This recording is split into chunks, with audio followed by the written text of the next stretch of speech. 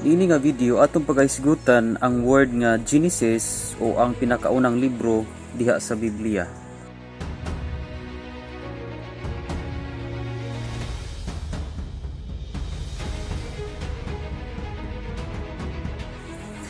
Ang pulong Genesis nagkahulugan og sinugdanan.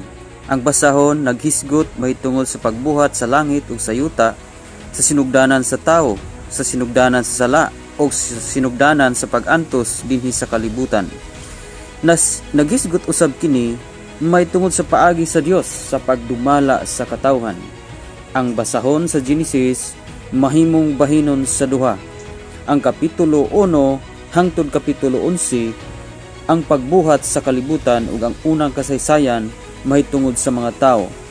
Ani adinhi ang sugilanon mahitungod ni Adan ug ni Eva, ni Cain ug ni Abel, ni Noe ug sa lunog ug sa turi sa Babilonia. Unya ang kapitulo 12 ngadto sa kapitulo 50 mao kini ang kasaysayan sa unang mga kagikan sa mga Israelita. Ang una nga mao si Abraham nga nailhan pag-ayo tungod sa iyang pagtuo ug pagtuman sa sugo sa Dios. Unya, musunod ang mga sugilanon bahin sa iyang anak nga si Isaac ug sa iyang apo nga si Jacob, gihinganlan usab og Israel. Ug ang 12 ka anak ni Jacob nga maoy kagikan sa 12 ka banay sa Israel. Gihatagan og talagsaong pagtagad ang usa sa mga anak ni Jacob nga mao si Jose ug ang mga hitabo nga nagadala ni Jacob ug sa iyang mga anak ug sa ilang banay ngadto sa Ehipto.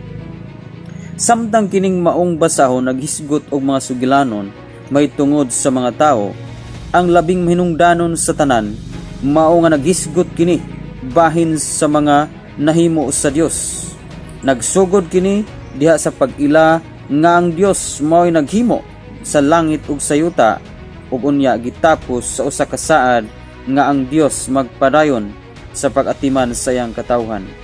Ang Dios mao'y gihatagan og labing dakong pagtagad sa tibuok basahon. Siya mao'y muhukom ug musilot niadtong magbuhat og dautan. Mugiya ug mutabang sa iyang katawhan ug muumol sa ilang kasaysayan.